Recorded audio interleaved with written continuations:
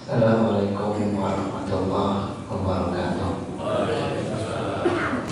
Alhamdulillah wa syukurillah wa la hawla wa la quwwata illa billah.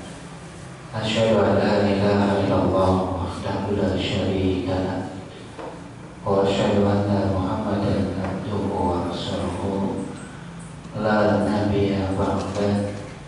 Allahumma shalli wa sallim ala Muhammadin Nabil Karim wa ala alihi wa sahbihi ajma'in. Amma ba'du. Sekali lagi kita hari ini akan bicara tentang kenabian, keimanan kita kepada Rasulullah SAW. Dari sekian banyak kajian kita tentang kenabian, maka ada satu hal yang paling mendasar untuk kita pahami, yaitu sejauh mana sih sebenarnya manusia itu butuh seorang nabi. Sejauh mana sih sebenarnya manusia butuh seorang rasul. Ini mungkin jadi kajian kita pada kesempatan kali ini. Bapak serta ibu sekalian yang berbahagia, kalau kita lihat karakter dari kenabian dengan risalah yang dibawanya, maka ada satu hal yang paling mendasar kenapa kemudian manusia butuh seorang nabi, seorang rasul, yaitu dalam rangka membimbing fitrahnya, membimbing fitrah basyariah, membimbing fitrah manusia agar sesuai dengan apa yang dikehendaki oleh Allah Subhanahu wa Ta'ala. Karena agama ini disebut-sebut sebagai agama yang sesuai dengan fitrah. Allah Subhanahu wa Ta'ala berfirman dalam satu ayatnya, "A'udzubillahi minasyaitonir rajim. Fa'aqim wajhaka lid-dini hanifan fitratallahi allati fatara an-nasa 'alaiha la tabdila li khalqillah.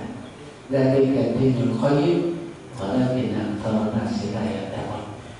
Kata Allah Subhanahu wa Ta'ala, "Fa'aqim wajhaka lid-dini hanifan." Maka hadapkanlah wajah kamu kepada agama yang hanif, agama yang lurus, agama yang sesuai dengan fitrah, di mana Allah Subhanahu wa Ta'ala menciptakan agama ini sesuai dengan fitrah, dan fitrah manusia enggak berubah. Fitrah manusia itu sebenarnya enggak berubah. Kalau ada yang berubah itu sebenarnya tahrif, penyimpangan. Aslinya enggak begitu. Karena Allah mengatakan fa'aqim wajhaka lid-dini hanifan fitratallahi allati fatara an-nasa 'alaiha la tabdila li khalqillah. Dzalika ad-dinul qayyim, ini agama yang lurus. Tapi sayangnya kemudian enggak banyak orang yang mengetahui.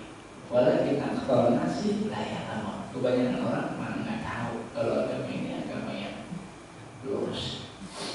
Jadi kehadiran seorang nabi, seorang rasul pada hakikatnya membimbing manusia ini kepada fitrah yang asasi, fitrahnya sendiri, agar manusia menjadi manusia, tidak jadi yang lain. Jadi sebenarnya apa yang dibawa oleh Rasulullah SAW, termasuk dibawa oleh Rasulullah SAW, itu mengantarkan kita pada siapa sebenarnya kita. Ini kalau kita lihat dari karakteristik risalah yang dibawa oleh para nabi, oleh para rasul. Jadi pada hakikatnya mengantarkan kita pada fitrah kita. Apa sih fitrah yang paling mendasar yang dimiliki oleh manusia? Beribadah. Itu fitrah yang paling asasi, fitrah yang paling mendasar dari sekian banyak fitrah-fitrah yang ada. Yang lain adalah manusia itu karakternya beribadah. Siapapun dia, walaupun ada hari ini orang yang kufur, sebenarnya orang itu tidak pernah bisa merubah esensi bahwa dia sebenarnya butuh Tuhan yang dia sembah. Walaupun secara lahiriah dia coba mengingkari, maka dengan esensi itu. Tapi sebenarnya hampir nggak bisa dia coba ingkari. Dia semakin jauh, semakin dia coba mengingkari, semakin nggak mungkin dia sudah mengingkari adanya Allah Subhanahu Wa Taala. Kenapa? Karena seperti matahari, rasa nggak bisa diingkari. Esensi Allah Subhanahu Wa Taala itu dalam kehidupan, sekuat-kuatnya orang coba mengingkari itu nggak bisa. Karena logika orang-orang yang ateis itu cuma logika anak-anak, logika standar, logika anak-anak yang sebenarnya nggak perlu seorang ulama untuk mengungkap tentang kebohongan mereka, kekufuran mereka. Kenapa? Karena itu logika yang dipaksakan. Karena ini yang diantarakan oleh semua para nabi, semua para rasul. Sehingga misi yang dibawa juga jelas. Misi yang dibawa juga jelas dari awal. Walaqad ba'atsna fi kulli ummatin rasulan an i'budullaha wajtanibut taghut. Itu dari awal. Tidak ada satu umat, tidak ada satu kaum kecuali pasti ada nabinya, kecuali pasti ada rasulnya. Untuk apa? Untuk mengantarkan manusia pada peribadatan kepada Allah. Aniqulullah wastanibu taghut, agar manusia menyembah Allah dan mengingkari taghut. Itu kata Allah. Walaqad ba'atsna fi kulli ummatin rasulan. Enggak ada satu umat kecuali pasti ada nabinya, pasti ada rasulnya. Tugasnya aniqulullah wastanibu taghut, yaitu agar manusia beribadah kepada Allah dan mengingkari Tuhan selain Allah. Itu dari awal. Risalah yang dibawa oleh Nabi, yang risalah yang dibawa oleh para Rasul, itu kan perintah fitrahnya. Fitrah apa? Fitrah beribadah. Apa beribadah itu fitrah? Iya. Kata Allah Subhanahu Wa Taala dalam satu ayat, Ya ayuhan nas, u'budu rabbakum alladzi khalaqakum walladzina min qablikum la'allakum tattaqun. Ya ayuhan nas. Yang dipakai sama Allah bukan ya ayyuhallazina amanu, bukan orang-orang beriman, tapi ya ayyuhan nas, hai sekalian manusia, beribadahlah kamu kepada Tuhanmu. Beribadahlah kepada Tuhanmu. Itu seruannya, itu bersifat umum. Itu artinya apa? Semua manusia punya potensi ibadah. Bagian dari karakter penciptaannya. Jadi kalau ada orang yang ingin beribadah, sebenarnya mengingkari fitrahnya. Enggak begitu manusia. Manusia itu karakter dasarnya butuh ibadah. Sehingga nggak mungkin Allah Subhanahu Wa Taala meminta manusia untuk beribadah kalau secara karakter manusia nggak punya potensi ibadah. Nggak mungkin. Kalau Allah Subhanahu Wa Taala suruh perintahkan manusia untuk ibadah, itu artinya secara karakter dasar penciptaan manusia memang beribadah. Yo ada yang cuma mengingkari, nanti yang keluar dari fitrah asasi.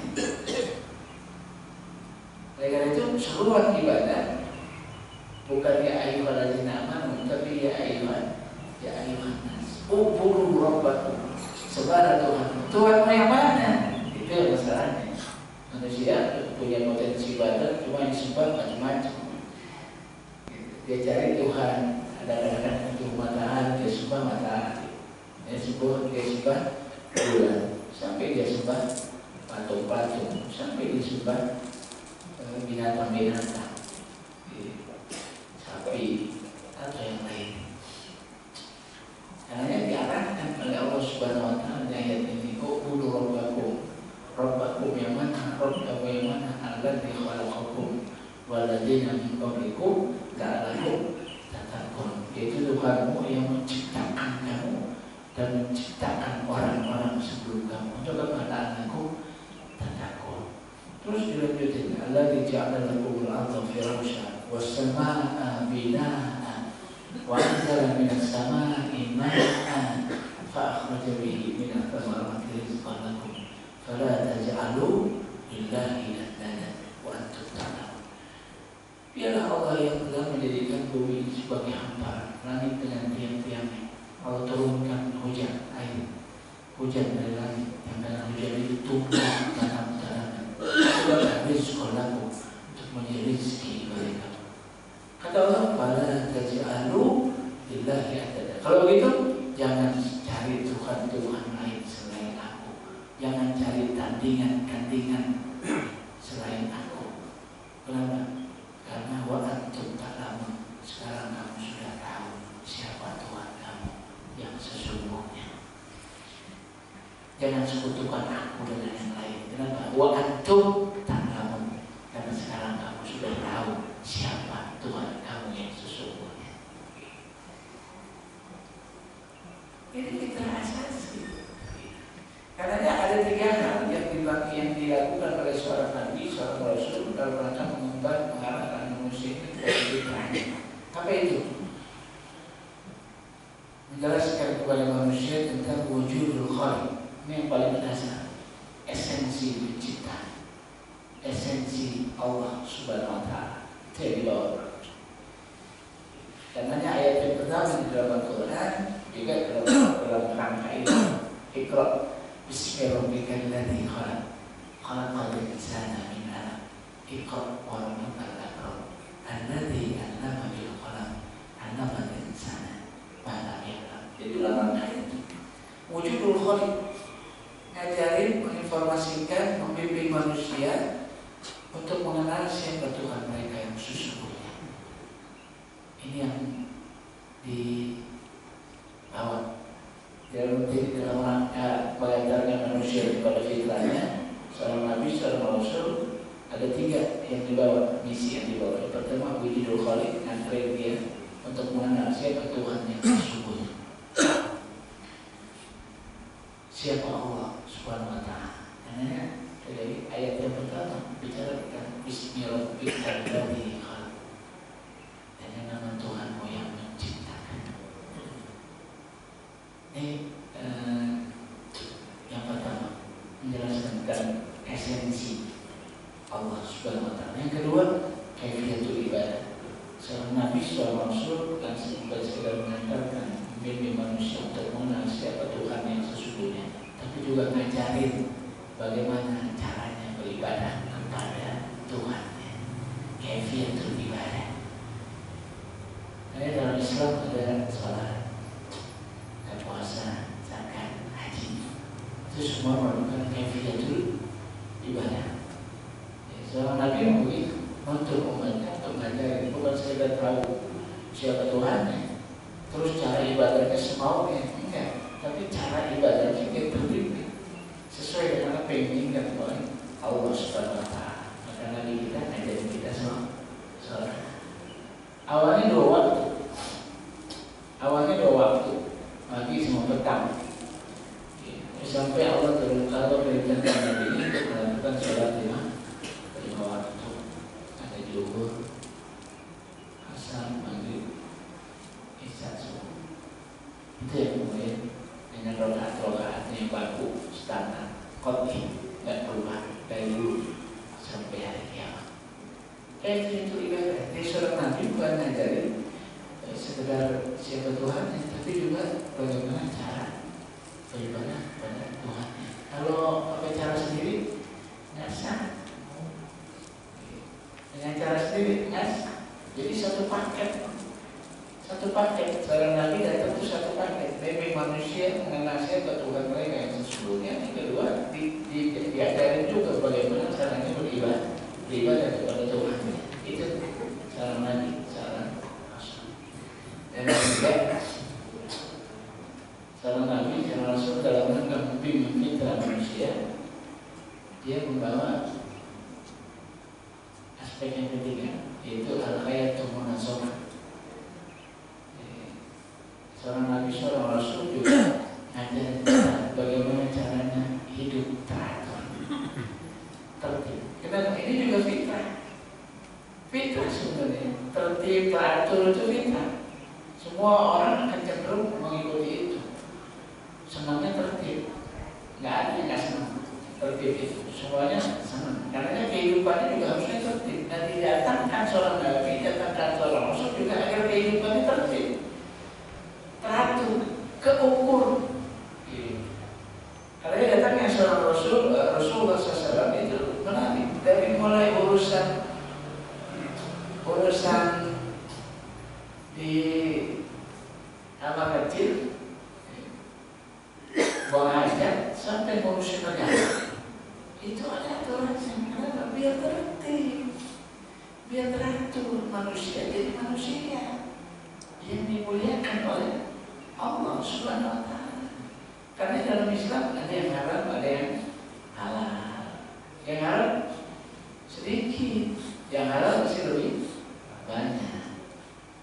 Ada, kenapa? Karena yang haram ini nggak layak sebenarnya buat manusia. Daging babi nggak layak sebenarnya. Manusia ini makhluk yang mulia.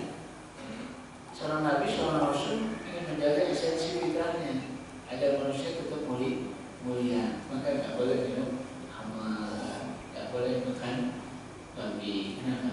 Nggak layak, nggak pantas.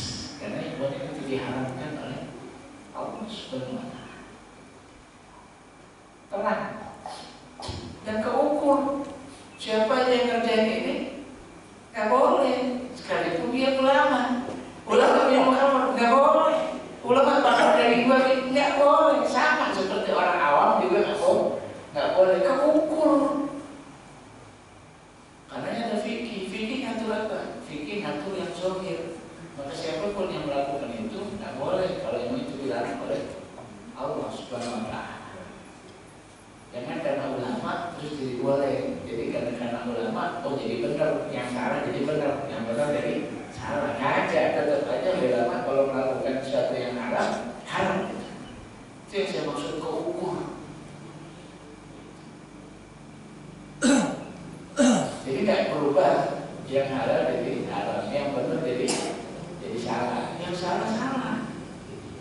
Sehingga di beberapa negara sufian ini suka diperlakukan kalau seorang tokoh sufinya melakukan sesuatu yang sebetulnya secara syariat nggak sesuai, itu murid-muridnya akan mengatakan itu sih karena guru kita, ilmu kita belum sampai. Ada ungkapan kalau seorang tokoh sufi minum khamr jangan dilarang. Tokoh sufi minum khamr jangan dilarang. Kenapa? Bisa jadi dia minum air sufi, cuma kita aja nggak ada itu. Kalau yang begini ini nggak keukur, nggak bisa. Jadi kalau seorang ulama mengatakan nggak ada kafir, yang ada non muslim, nggak bisa. Yang ada kafir, memang kafir, Allah menyebutnya kafir. Jangan juga berubah karena ulama terus kita jadi terkecoh. Nggak keukur. Kebenaran dalam Islam itu keukur. Laqad kafara alladziina qalu inna Allaha thalithu tsalatsa, maka tersebut telah kafir disebut oleh Allah. Siapa kafir itu? Orang yang mengatakan Allah itu satu dari yang tiga dari yang satu, konsep trinitas. Siapa dia? Orang-orang Nasrani. Kafir disebut.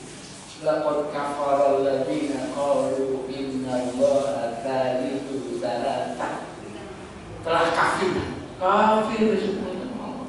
Ini saya takut karena ada lagi musim kampanye, jadi pakai non muslim, sehingga orang muslim akhirnya kalau nyoblos orang non muslim kayaknya enak. Kenapa? Non muslim bukan kafir. Karena tercatat hari ini caleg-caleg seluruh Indonesia 60% itu non muslim, kafir. 60% sampai 70%, 60% itu caleg-caleg yang ada, itu kafir. Jadi kalau kaum muslimin yang kental dengan nuansa Islamnya, maka si kafirnya nggak akan dicoblos. Tapi kalau akan diturunin sedikit, jadi non muslim, orang muslim juga akan lebih toleran. Dia sih bukan kafir, tapi non muslim. Saya takut ini dalam rangka 17 April. Tapi ini sih prasangkaan saya. Tapi artinya nggak bisa, sekalipun seorang ulama terang, harusnya terang. Kenapa? Karena kebenaran yang dibawa oleh Rasul itu keukur yang halal, haram, siapapun yang melakukannya nggak boleh. Sekalipun ulama nggak usah ditafsir dengan tafsiran yang lain. Itulah kenapa kita butuh fikih. Fikih itu menghukum yang zahir, menghukum yang Zohir, nggak usah ditafsir dan tafsir yang lain, karena ini terang sesuatu yang qat'i sifatnya. Al-hayatu munazamah diatur. Rasulullah SAW keukur dari saya pribadi, keukur pribadi yang baik itu kayak apa? Jelas orang yang punya salimul akidah, akidahnya lurus. Ini kalau bicara pribadi, akidahnya lurus. Yang kedua, ibadahnya sahih. Yang ketiga, akhlaknya bagus. Yang keempat, fisiknya kuat. Oh, kelihatan gitu. Oh, pribadi yang baiknya kayak ya begini. Akidahnya lurus, nggak ada syirik. Ibadahnya sahih, ikutin sunnah. Akhlaknya bagus, terpuji. Fisiknya kuat. Qadir al-kasbi, bisa berdiri di atas kakinya sendiri, tidak jadi beban orang lain. Pada akhirnya Nafi Ibn Qayyim, seorang muslim, pribadi muslim, harusnya bermanfaat buat orang lain. Tuh, keukur, bicara pribadi keukur, bicara tetangga keukur. Kata Rasulullah SAW, bukan orang mukmin kalau dia makan kenyang, tapi tetangganya laporan. Diatur. Karena kehadiran seorang Rasul, seorang Nabi itu dalam rangka al-hayatu munazamah, membuat aturan-aturan agar kehidupan ini tertib. Karena tertib ada aturan, ada halal, ada haram, ada hak, ada batil, ada yang boleh, ada yang nggak boleh. Itu datangnya Nabi. Dan ini hajat, ini kebutuhan buat kita. Maka kenapa ada undang-undang, ada peraturan-peraturan, regulasi-regulasi yang dibuat di banyak negara, termasuk negeri kita, di bawah perwakilan rakyat di sana. Itu untuk apa? Untuk atur sebenarnya. Kenapa? Karena diatur, itu kebutuhan. Hidup teratur itu hajat semua orang. Agar hidup ini tertib, tenang, tentram, aman, damai itu. Kehadiran Nabi jauh sebelum bicara tentang orang-orang banyak bicara peraturan. Kehadiran Nabi, kehadiran Rasul itu untuk mengatur manusia. Karena dia seorang Nabi bawa syariatan, bawa syariat, dan seorang Nabi langsung mempraktekkannya. Jadi nggak susah. Gimana sih nih prakteknya? Nggak susah. Karena seorang Nabi, seorang Rasul jadi figur langsung, jadi tolak dan jadi uswah dalam banyak syariat yang diturunkan. Jadi umatnya juga bisa lihat langsung. Karena dia mengingkari Nabi kufur, mengingkari Rasul kufur, ingkar sunnah, ingkar Rasul itu kufur. Kenapa? Karena nggak mungkin kita bisa melaksanakan Islam tanpa melihat sosok Rasulullah Sallallahu Alaihi Wasallam. Jadi Nabi langsung. Kalau bicara sabar, Nabi balik sabar. Kalau bicara syukur, Nabi balik syukur. Jadi langsung uswah hasanah. Lakukan lagu fi Rasulillahi uswatun hasanah. Turun syariatan, turun syariat, Nabi langsung nerapin syariat itu, sehingga orang yang paling sempurna melaksanakan Islam dia seorang Nabi. Nabi ini Rasulullah Sallallahu Alaihi Wasallam. Pak serta yang sekalian kita ambil contoh aja tentang syukur. Rasulullah SAW syukurnya jauh dari apa yang kita bayangin. Rasulullah syukurnya sampai sholat panjang, sehingga kakinya bengkak-bengkak. Begitu dia dapat kenikmatan, dia ekspresinya diwujudkan dalam bentuk sholat yang panjang. Tuh Nabi. Kalau kita sebatas syukuran, nggak apa-apa juga sih sebenarnya. Dapat nikmat bikin syukuran. Habis syukuran itu selesai. Rasulullah lebih jauh dari kami yang kita bayangkan. Rasulullah sujud panjang, berdiri panjang dalam sholatnya sampai kaki bengkak. Ini syukurnya. Karena ternyata syukurnya lebih susah dari sabar. Sabar aja susah, ternyata syukur lebih susah. Dan Nabi langsung contohin bagaimana syukur.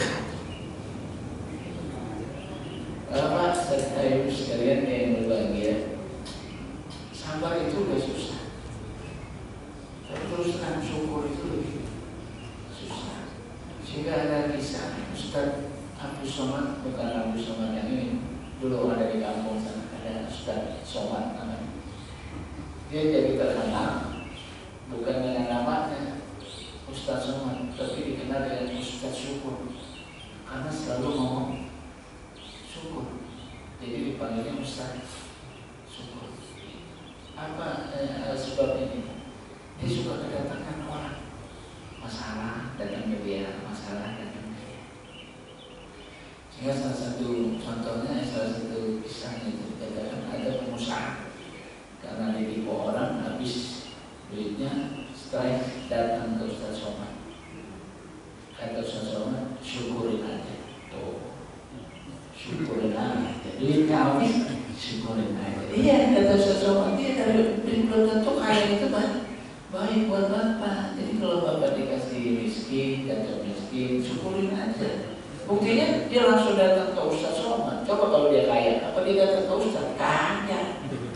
Ini awal yang baik. Datang ke Ustaz itu awal yang baik. Bisa jadi bagus. Duitnya hilang, habis rugi, kata Ustaz Somad, syukurin aja. Sepuh, susah.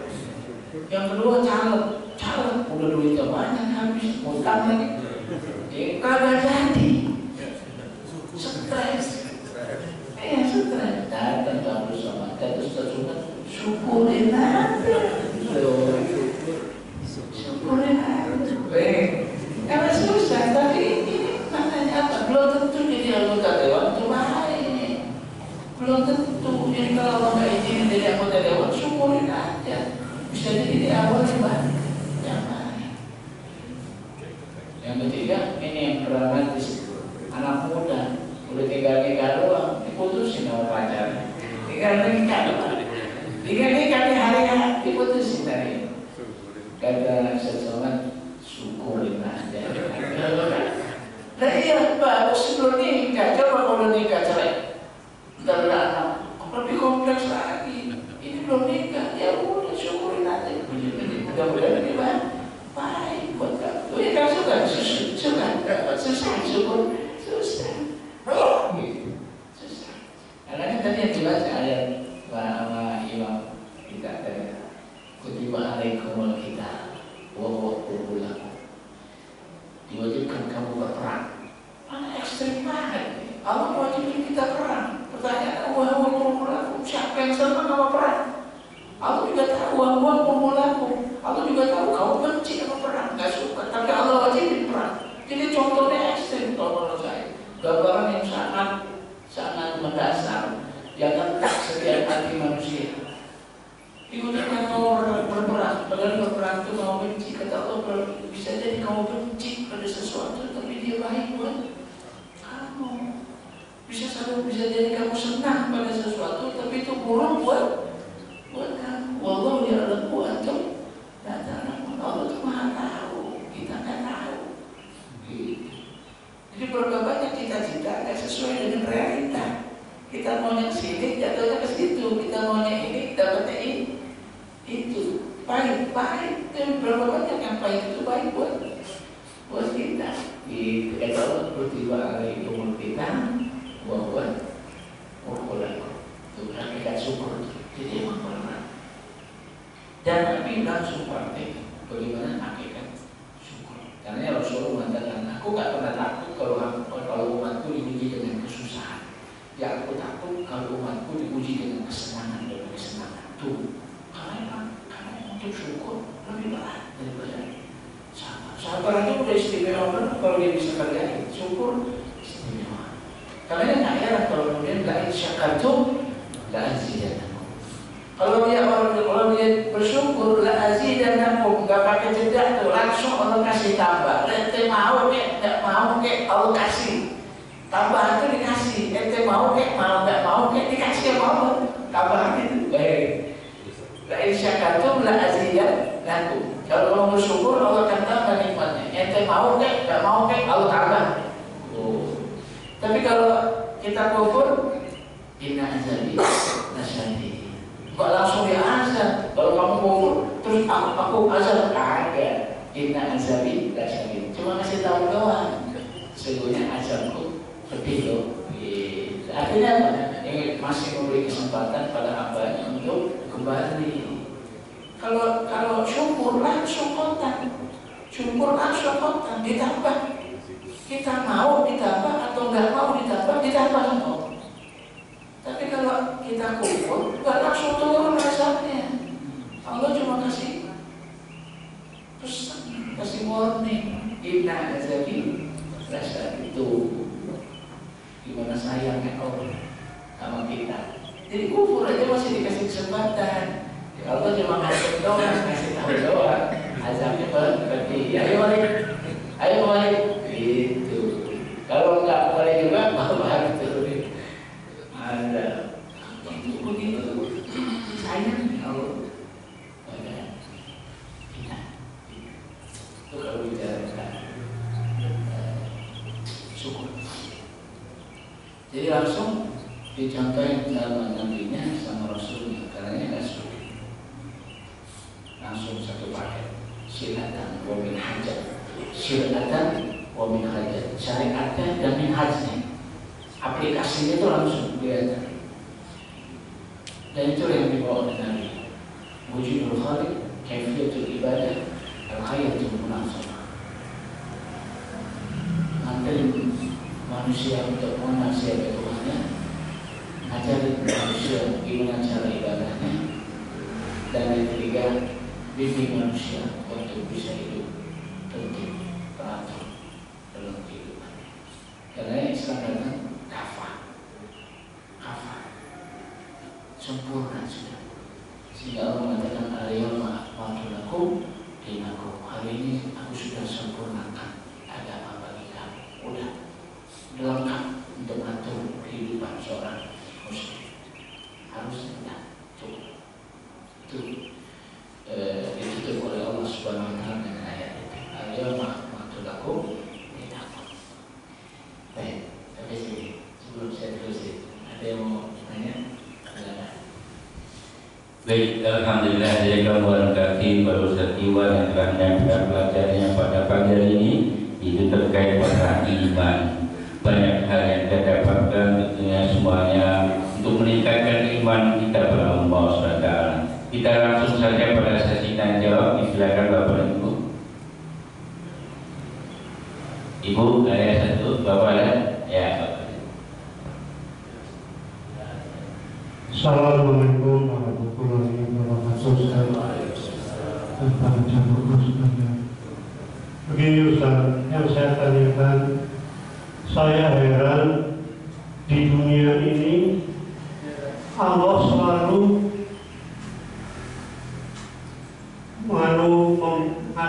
memberi pelajaran terhadap manusia dalam hal kejelekan.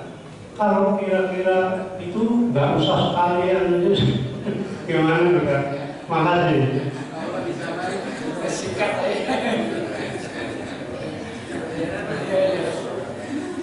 Assalamualaikum warahmatullahi wabarakatuh.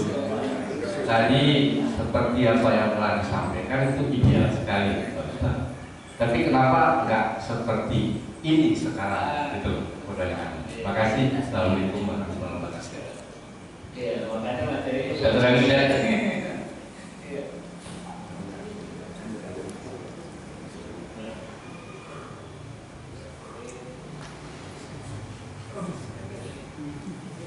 Assalamualaikum Ustaz. Ada dua pertanyaan. Yang pertama, tanda apa yang paling signifikan bahwa kita ini bertauhid? Yang kedua, Ustaz tadi kan bilang fikih itu mengatur tauhid dalam casing ya, dengan kata lain seperti itu, untuk penampakan casing. Nah, untuk penampakan yang sirnya itu bagaimana, Ustaz? Apakah itu perlu kita lakukan? fikih itu menunjukkan penampakan secara Ya, silakan. ya. Bismillahirrahmanirrahim. Kenapa Allah selalu ngasih di pelajaran? Tadi ayatnya kan lain syakatum la'aziyanakum wa in kafartum inna azabi lasyadid. Kasih kesempatan buat manusia lebih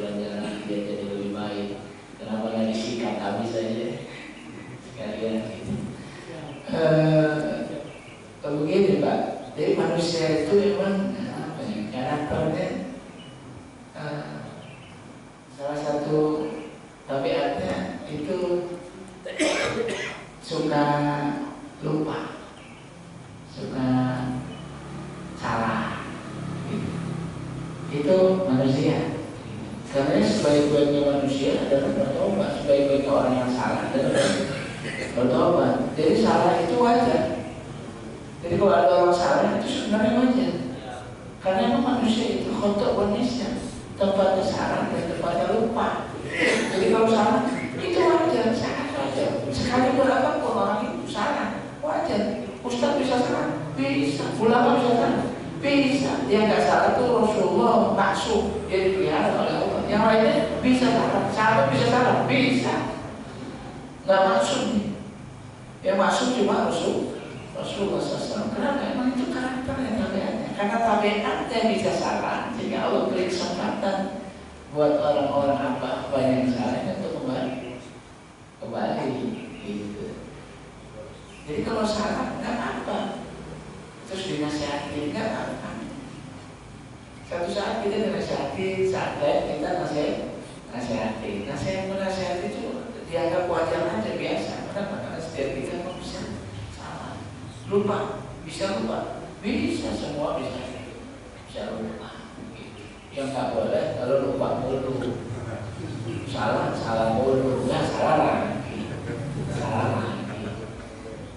salah mulu itu yang boleh. Tapi kalau kita suka kalau habis bikin salah terus kita tobat, bikin salah lagi, tobat lagi, bikin salah lagi, tobat lagi, diterima nggak mau? Diterima? Itu salah nih, tobat lagi, bikin salah lagi, tobat lagi, diterima? Diterima sampai kita bosan. Tuh, sampai kita bosan.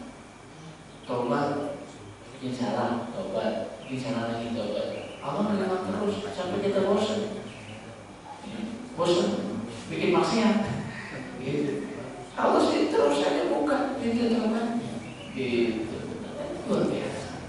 Emang begitu. Jadi kalau Allah kasih pelajaran itu bermanfaat buat kita. Kadang teguran, nggak bisa ya Allah merupakannya ancaman azabnya.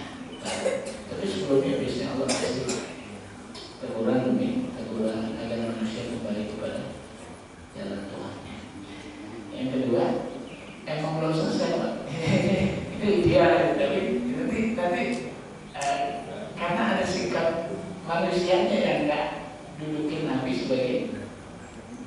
sebagai sosok yang itu, wujudul khaliq, kaifiyatul ibadah dan al-hayatul munazzamah. Ini masalah mental. Nanti masalah mentalitas kita nggak siap. Banyak manusia yang nggak siap. Karena itu ada orang mukmin, ada orang kafir, ada orang kafir. Ada yang terima Rasulullah SAW dengan penuh, ada orang yang mengingkari Nabi-nya. Karena yang kehidupan dunia jadi dinamis. Ada orang yang beriman, ada orang yang kafir. Dalam realitanya ada banyak pertarungan di sini. Gitu. Tapi kan habis ini kalau ada waktu kita terus, kalau enggak kita coba boleh. Yang ketiga, tauhid.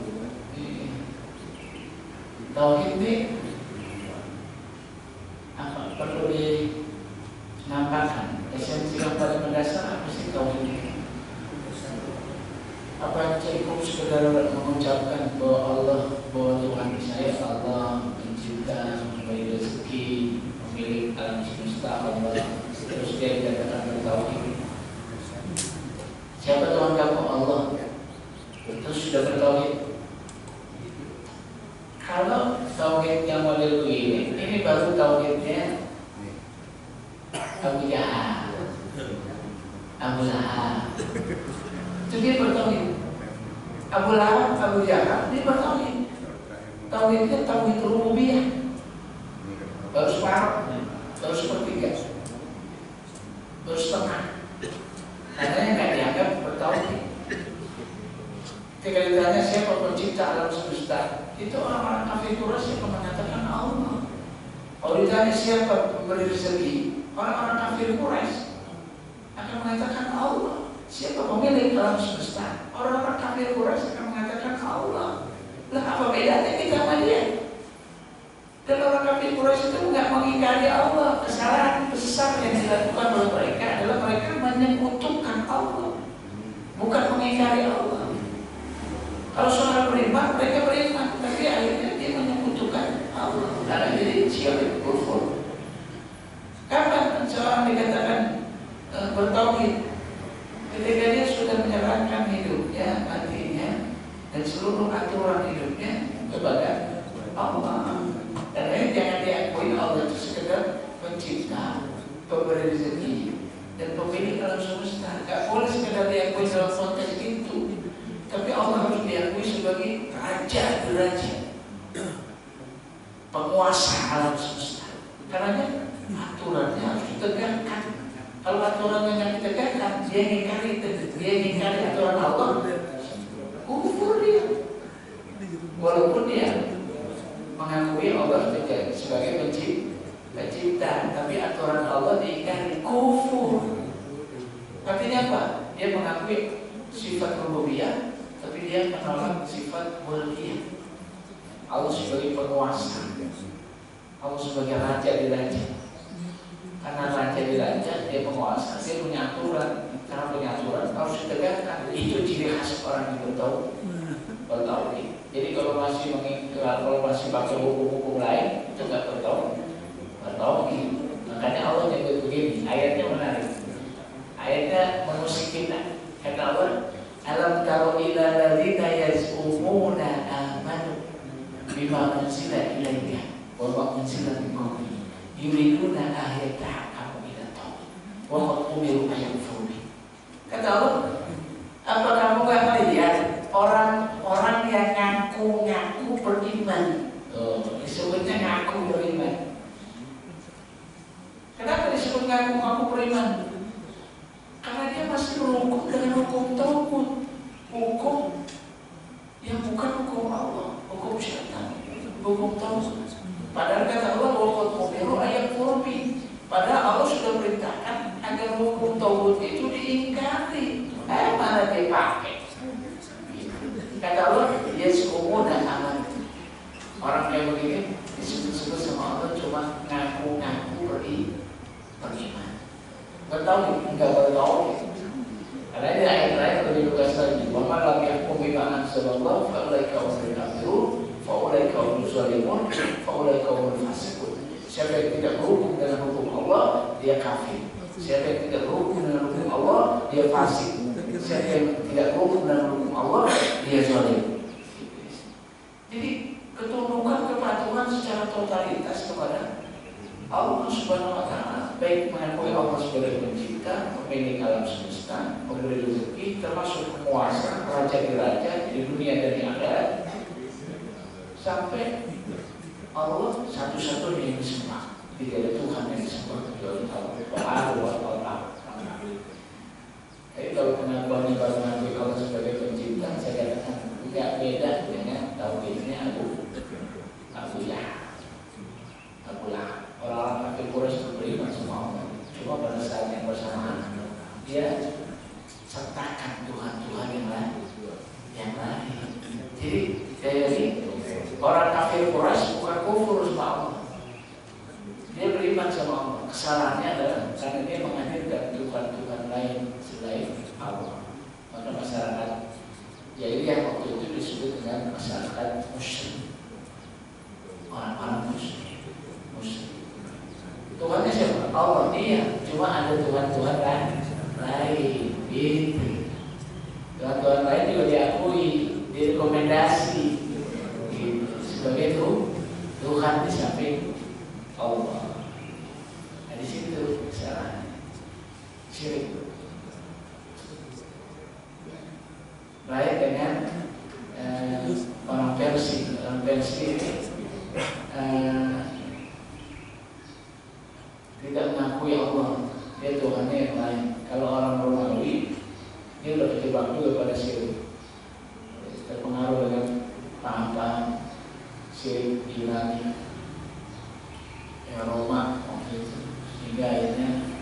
Romawi juga bagi Kristen tidak jatuh pada kemusyrikan. Jadi perwujudannya gimana? Ketika seorang sudah mulai tunduk patuh kepada aturan Allah, itu nilai poin penting ketika bicara tentang tauhid. Jadi bukan sekedar ngomong, bukan sekedar pengakuan, tapi eksekusi, ketundukan dan kepatuhan pada aturan-aturan Allah SWT. Terus fikih memang harus dizohirkan. Iya, fikih itu zohir, memang harus dizohirkan. Dan biasa aja kalau fikih dizohirkan, karena itu memang tuntunan kita. Semua orang harus ikut kaidah fikih ya. Sholat, semuanya ya sholatnya harus begitu, harus ditampakkan begitu, nggak boleh disembunyikan yang begitu. Sholat berjamaah, memang sunnah sholat berjamaah, sholat di masjid, jangan disembunyikan. Karena takut riya, saya nggak sholat berjamaah di masjid, saya di rumah aja, biar ikhlas. Jangan, harus di masjid, karena tuntunannya sholat jamaah buat laki-laki di masjid. Ditampakkan, pakai jilbab buat ibu-ibu, ditampakkan pakai jilbab, jangan karena alasan saya takut dianggap alim, saya nggak pakai jilbab aja. Ya harus pakai jilbab, soalnya pakai jilbab bisa bikin kesalahan, ya nggak apa-apa manusiawi, kalau pakai jilbab aja bisa salah, kalau nggak pakai jilbab. Ini suka pemikiran suka terbalik, saya pakai jilbab terus saya bikin kesalahan, daripada bikin kesalahan pakai jilbab kurang pakai jilbab ya. Terbalik pikirnya terbalik, jadi nggak maju, mundur lagi. Padahal harusnya berpikir pakai jilbab aja bisa salah, apalagi nggak pakai jilbab. Orang yang rajin ke masjid aja bisa bikin salah. Terus akhirnya berpikiran udah nggak usah ke masjid, malu udah ke masjid masih bikin salah. Padahal orang ke masjid bisa aja salah. Apalagi kalau pemahaman begini, buat apa rajin-rajin sholat di masjid masih bikin salah juga. Mendingan saya nggak sholat, tapi saya nggak bikin salah. Padahal nggak sholat udah bikin salah, dia nggak sholat aja udah bikin salah. Dia rajin-rajin ke masjid tapi bikin maksiat juga. Mending saya nggak rajin ke masjid tapi nggak maksiat. Padahal nggak ke masjid juga maksiat. Dia ngomong begitu tuh dia lagi maksiat. Karena maksiat sudah ditafsirkan dengan pengertian melaksanakan, mengerjakan apa yang dilarang oleh Allah. Itu maksiat. Kata orang melaksanakan apa yang dilarang oleh Allah. Minum apa nggak boleh nih, terus kita minum apa, itu maksiat. Jadi maksiat itu cenderung dalam konteks itu. Padahal orang nggak sholat itu juga maksiat. Orang nggak puasa itu juga maksiat. Jadi maksiat itu melaksanakan apa yang dilarang oleh Allah, atau sebaliknya tidak melaksanakan apa yang diperintahkan oleh Allah, itu maksiat juga. Jadi kata ungkapan yang mengatakan mendingan saya nggak ke masjid, nggak sholat, tapi saya nggak maksiat. Ini nggak ada, sebenarnya ungkapan ini nggak ada. Kenapa? Karena ketika dia nggak sholat, dia udah maksiat. Coba di pemahaman umum tuh begitu, suka begitu. Dia buat apa rajin-rajin sholat tapi maksiat juga. Mendingan saya nggak sholat tapi saya nggak maksiat. Ini kan kacau. Konsep ini kan kacau. Itu jadi fikih harus disolidkan. Karena biasanya fikih itu sesuatu yang lahiriah. Maka ibadah itu prinsipnya dua, ngikutin sunnah. Fikihnya benar, itu ngikutin sunnah. Yang kedua ikhlas, itu aspek batin, aspek niat. Jadi dua, yang satu ditampakkan, yang satu tidak ditampakkan. Yang zahir, yang fikih ditampakkan. Yang batin ikhlas, nggak usah ditampakkan. Harus dijaga keikhlasan, tidak ditampakkan, tidak lihat, tidak suka, tidak pamer. Tapi yang fikih harus ditampakkan sebagai tuntunan dari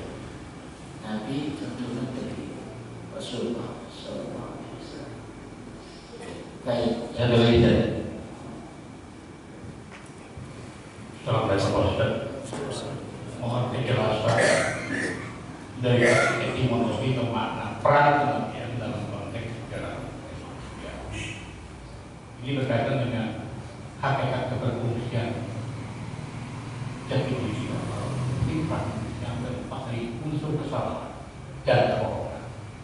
Ini kan bagaimana peran kenabian dalam konteks itu menciptakan kebenaran dan jati diri di hadapan masyarakat. Dalam konteks Ya, pertanyaan saya dari sisi bermakna peran kenabian itu setiap zaman, karena setiap zaman berbeda. Hakikatnya karakteristik manusia yang lepas dari kesalahan dan kebohongan. Dan fungsinya adalah untuk menciptakan atau paling tidak mendekatkan ke kebenaran.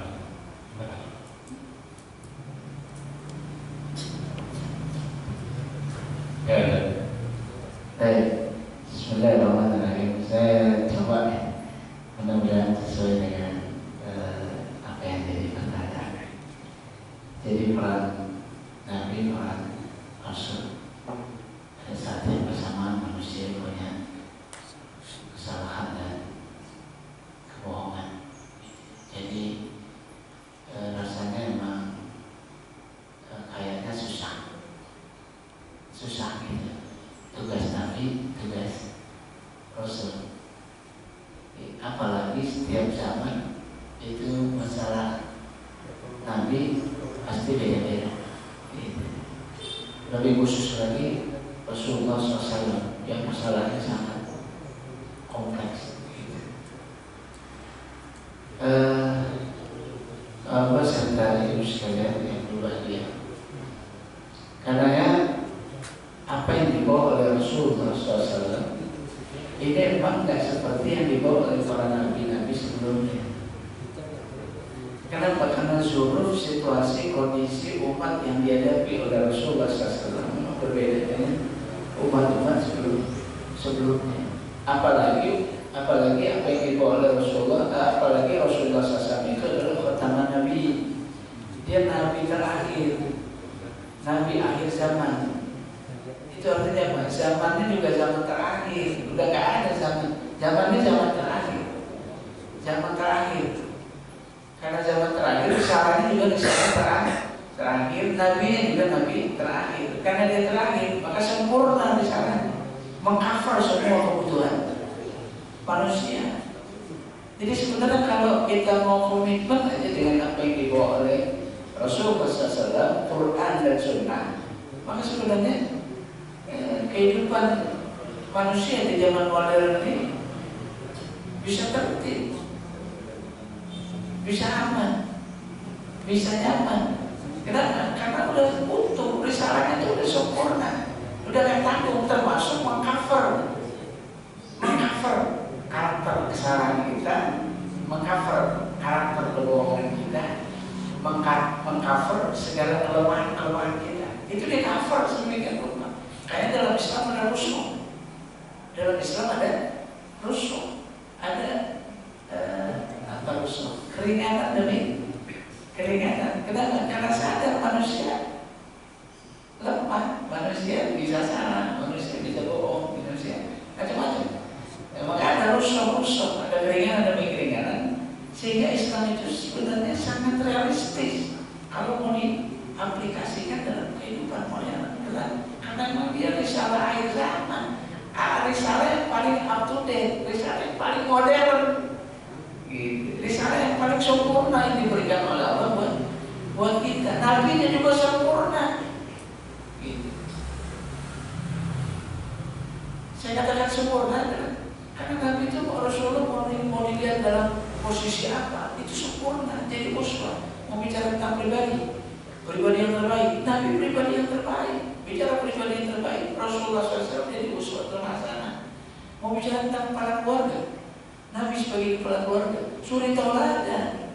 Mau jadi seorang suami bagi istri yang terbaik, Rasulullah suami teladan. Mau bicara tentang pendidik, seorang guru yang teladan, Rasulullah guru teladan. Kalau bicara tentang komandan perang di medan-medan pertempuran, Rasulullah komandan teladan. Kalau bicara tentang pedagang, maka Rasulullah pedagang teladan. Kalau Rasulullah bicara tentang kepala negara, maka Rasulullah kepala negara teladan.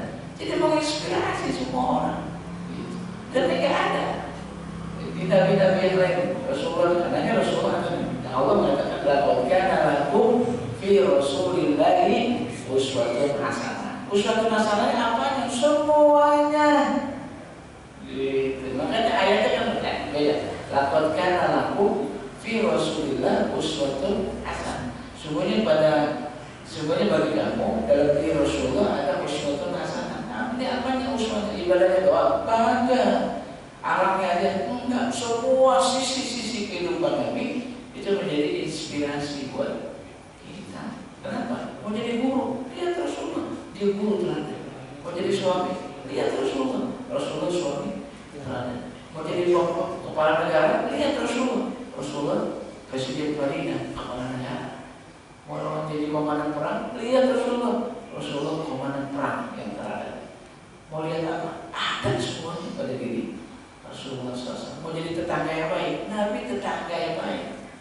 Teladan juga. Coba mau bicara apa ya? Ada pada diri Rasulullah. Lengkap. Gitu. Karena kalau manusia mau aja menjadikan Islam sebagai panduan, maka nggak ada yang nggak selesai. Kehidupan ini akan tenang, akan nyaman dengan segala konsekuensinya. Salah, lupa, lalai, ada solusinya semua. Ada semua. Karena Nabi juga lupa. Nabi itu lupa, bukan nggak lupa, manusiawi. Nabi lupa, sehingga ada uswahnya. Kalau lupa bagaimana? Ada teladan, sampai lupa ada suri teladan. Gitu. Padahal lupa kayaknya negatif, tapi ada teladan. Jadi menginspirasi. Dan ini harusnya dijadikan aku saya kemudian manusia nggak mau jadi ini sebagai panduan sehingga terjadi banyak masalah demi masalah dalam kehidupan. Apa Islam kalau berjaya nggak masalah? Iya, kaum muslimin berjaya menguasai dunia itu 750 tahun lebih. Nggak ada sebuah peradaban dia menguasai dunia lebih dari 750 tahun lebih. Komunis aja nggak sampai. Komunis itu di Karmas.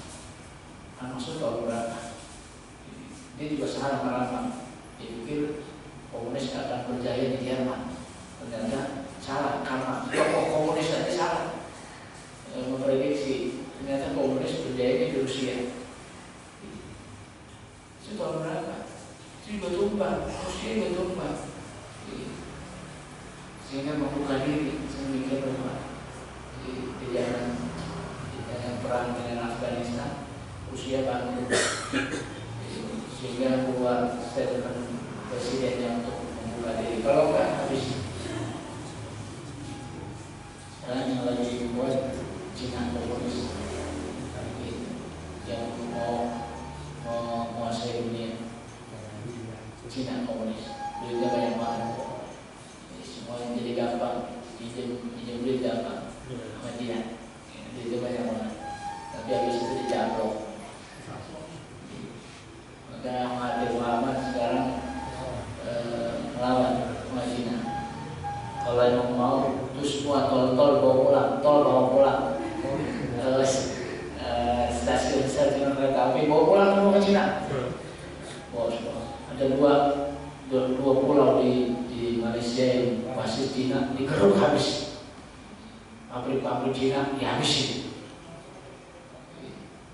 Dan Mahathir nggak mau bayar utang di Cina. 92 tahun loh. Mahathir Muhammad sekarang masuk ke pengadilan dunia. Ditantang Cina. Maka dia pesan ke negara-negara Asia, jangan pernah berhutang dengan Cina. Suruh bawa tuh kereta api, jalan-jalan tol, bawa pulang ke Cina. Suruh bawa pulang ke Cina sama Mahathir. Gua gak butuh. Apalagi Perdana Menterinya kemarin dia pinjam ke Cina, kita pakai izin pribadi. 20% dapat ke kantongnya sendiri. Kata Mahathir, lo minta apa yang pikir? Jangan minta sama orang Malaysia, minta pribadi, bikin tol, bikin kereta api, bikin stasiun, hebat. Secara infrastruktur itu hebat. Tapi kata Mahathir, kalau nggak suka bawa semua, jalan tol bawa, kereta api semua, bawa pulang ke Cina. Tuh. Dan dia pesan banget, jangan pernah masuk dalam konspirasi Cina. Dan kita udah masuk kan ya.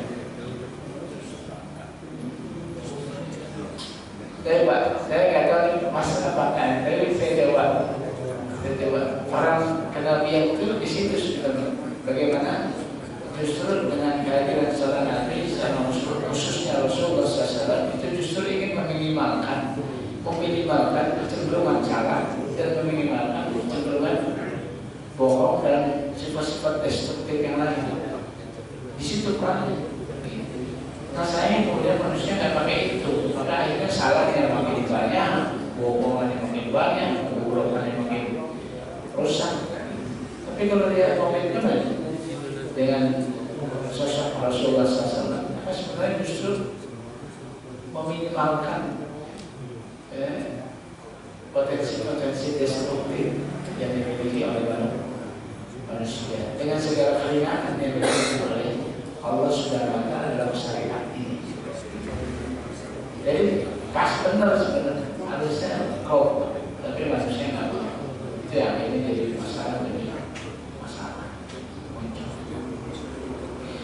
Baik, nanti pertemuan berikutnya mungkin saya akan jawab Bapak dalam kajian, karena ternyata apa yang tugas Nabi yang ideal itu nggak disikapi ideal juga, cuma kuatnya itu yang melahirkan banyak masalah. Nah makanya bagaimana harusnya kita bersikap.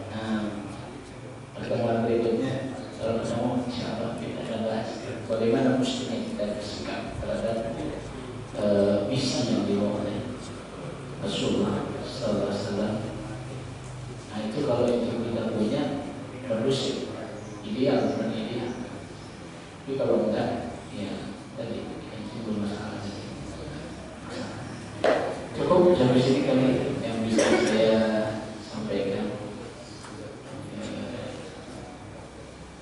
Ibu, Bapak yang bertanya, mudah-mudahan bisa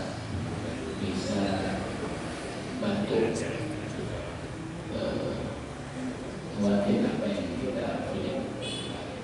Ini aja kali. Saya lagi minta maaf atas segala kekurangan. Baik, alhamdulillah kita ucapkan terima kasih sekali lagi untuk kita. Semoga Allah menambah kebaikan untuk beliau dan untuk kita semua.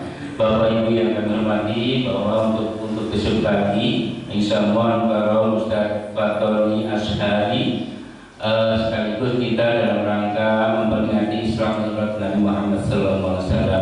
Mudah-mudahan kita semua diberikan kesehatan dan kesempatan untuk bisa hadir pada acara tersebut. Dan pada kali kita pada pagi hari sama-sama kita tutup dengan hamdalah dan doa kafaratul majlis. Alhamdulillahirabbil alamin. Subhanakallahumma wa bihamdika asyhadu an la ilaha illa anta astaghfiruka wa atubu ilaik. Wa billahi taufiq wal hidayah. Wassalamualaikum warahmatullahi